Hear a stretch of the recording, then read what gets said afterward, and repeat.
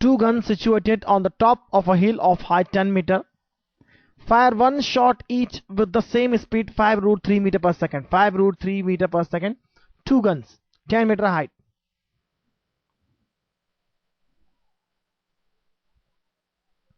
At the some interval of time, one gun fires horizontally and other fires upward with an angle of 60 degree with the horizontal. One horizontally and other with an angle 60 degree with the horizontal.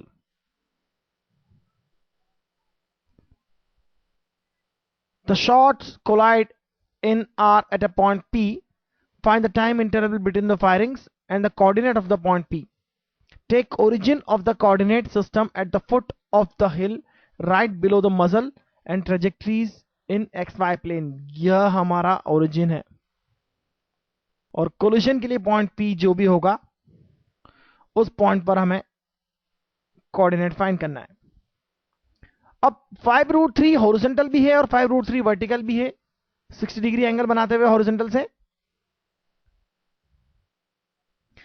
तो यह shot की horizontal component जो होगी वो कम होगी इससे, क्योंकि दोनों की स्पीड इक्वल है लेकिन एंगल अलग है. इसलिए इस शॉट को पहले फायर किया जाएगा और वो यहां पहुंचेगा और इस शॉट को बाद में फायर किया जाएगा. इसलिए यह टाइम हम T1 लेते हैं पहुंचने का और यह टाइम T2 लेते हैं.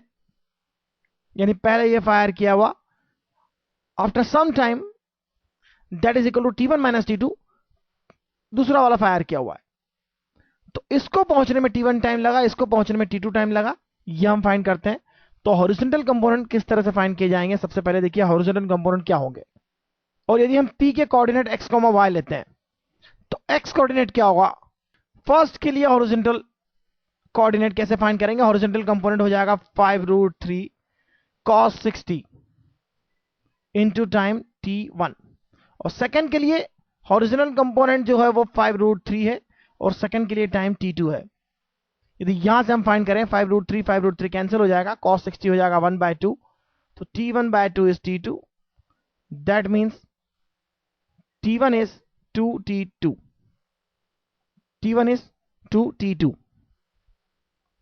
T1 is 2T2. इससे डबल टाइम इसको लगेगा, मिलेगा. और अब हम y कोऑर्डिनेट के लिए इक्वेशंस लिखते हैं. y कोऑर्डिनेट फर्स्ट वाले के लिए, अगर ओरिजिन यह है तो y कोऑर्डिनेट फर्स्ट के लिए है क्या होगा? वर्टिकल डायरेक्शन में अगर वेलोसिटी हुई है थ्रो, तो इनिशियल पोजीशन हो गई 10. वर्टिकल डायरेक्शन में वेलोसिटी को पॉजिटिव लेते हैं हम, तो वर्टिकल कंपोनेंट हो जाएगा 5 रूट 3 साइन 60. यह तो हो गया हमारा u. और time T1 minus half GT square लेते हैं, तो minus half GT square G10 T की वैल्यू T1 स्क्वायर. और सेकंड के लिए और सेकंड पार्टिकल के लिए कंपोनेंट होगा y की वैल्यू आप लिखेंगे इनिशियल हाइट 10 माइनस ग्राउंड की तरफ आएगा तो वो होगा 10/2 T2 स्क्वायर.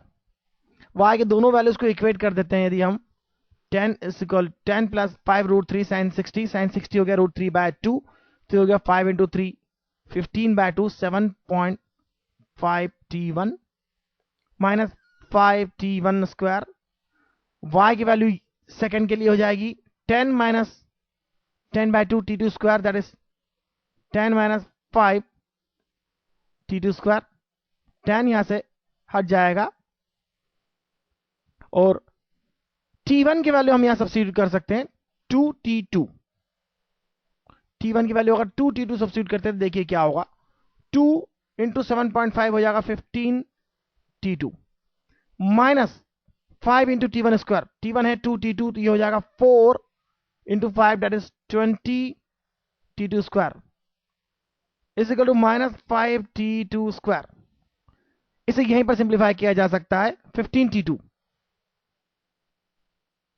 T2 ये हो जाएगा प्लस 20 T2 स्क्वायर. जब ये राइट साइड में ले जाएंगे तो 5 माइनस का भी है, तो ये हो जाएगा 15 T2 square. 15 cancel. T2 is either 0 और 1, तो 0 तो हो नहीं सकता, इसलिए T2 लेते हैं 1. T2 अगर 1 लेते हैं तो T1 हो जाएगा 2, क्योंकि T1 is 2T2।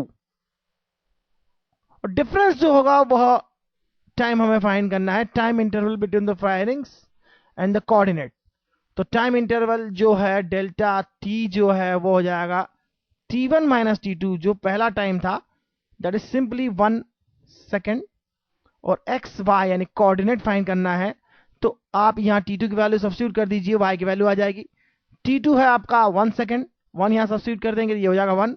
10 minus 10/2, 10 minus 5 is 5 suppose metre, obviously metre. और x की वैल्यू फाइंड करना है, तो T2 इज 1 सेकेंड, यहां सब्स्टिट्यूट करेंगे तो x कोऑर्डिनेट होगा 5√3। तो कोऑर्डिनेट हो जाएंगे 5√3, 5 और डेल्टा टी हो गया 1 second. This is the answers. तो थोड़ा कैलकुलेशन हमें करना पड़ते हैं कभी कभार, खासकर प्रोजेक्टाइल में तो करना ही होता है। आइए देखते हैं नेक्स्ट क्वेश्चन।